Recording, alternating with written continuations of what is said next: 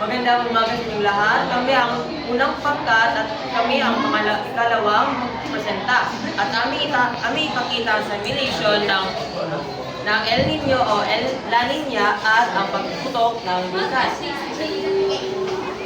Ito ang mga gawin sa panahon ng El Nino at La Nina. Ang unang gawin ay maging handa. Ang mga tao ay dapat handa bago mating ang El Nino, lalo na sa mga negatibong epekto nito sa bansa.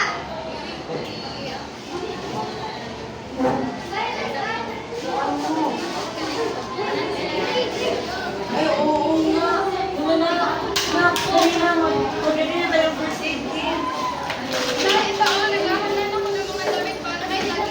At tayo, kailangan natin ng tubig. Ang ikalawa naman ay iakma ang mga pananim. Dapat iakma ang mga magsasaka ang kanilang mga pananim sa abnormal na panahon at gumawa ng mga paraan upang mapanatili ang patubig kung sakaling magpatuloy ang epekto nito. Mga bata, halina. Iyak man natin mga pananim. Baka masirang mga pananim ko.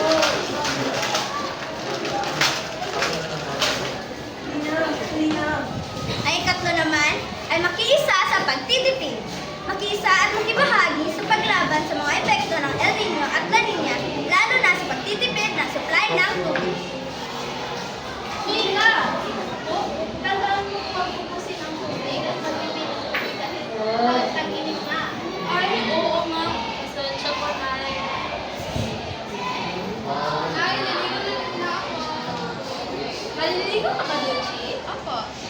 Huwag mo kalimutan mag-ibig kasi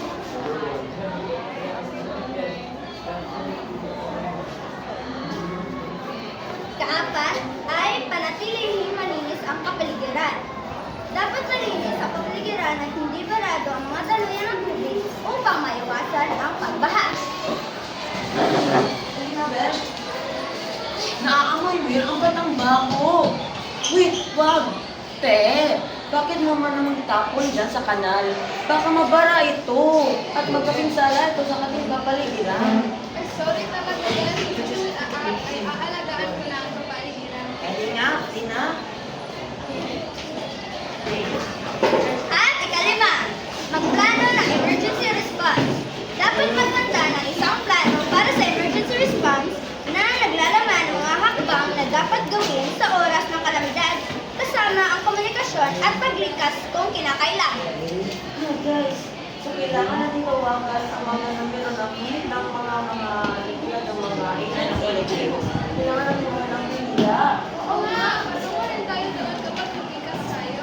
At kailangan natin tawagin ang mga emergency contacts kapag may sakit dahil sa matinding init. Mga gawin tuwing magputok ng bukas. Una, sundin dapat ang mga babala ng fibok kung pinaligas, lumikas agad. Wala, pumunta pa yun ng bukas. Ano? Oh? Wala, oo nga. Sabi nito na malapit na sa sabog ang butang taan. Kailangan din natin lumikas bukas. Kaya nga. Pangalawa, magdala ng mga mahalagang kagamitan. Sa paglikas, magdala lamang ng mahalagang kagamitan at huwag malimutan ng tubig, flashlight at radio.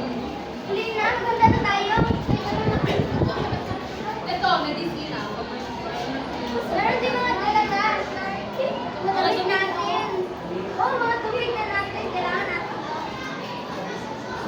Okay nga, ang pangatlo, isaalang-alang ang kaligtasan ng lahat. Laging alahanin ang kaligtasan ng bawat isa, kaya't sundin ang lahat ang babala ng mga kinauukulan. Kailangan natin mag-igas, ah. Oo nga, lalo na sa pag-evacuate natin patungo sa evacuation center. At tandaan na natin ang mga babala sa VBOS at NDRC. Ito nga pa, manatili sa evacuation center. Manatili sa evacuation center hanggang hindi nakasiguro sa ligtasan, maaaring may mga mahihinang pagsabog ng bulkan, pati na rin ang paglindol. At aming sa panghuli, maghanda ng first aid kit. Siguraduhin may mga dalang first aid kit na naglalaman ng mga pangunahing gamot at kagamitan para sa mga emerhensya.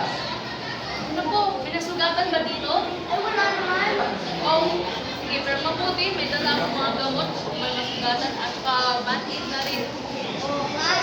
Uy, tandaan natin, basta natitili tayo dito sa evacuation center hanggang mag-a-announce ko ang NDRRC na pwede na lumikas. At dyan nagtatapos ang simulation ng unang pangkat.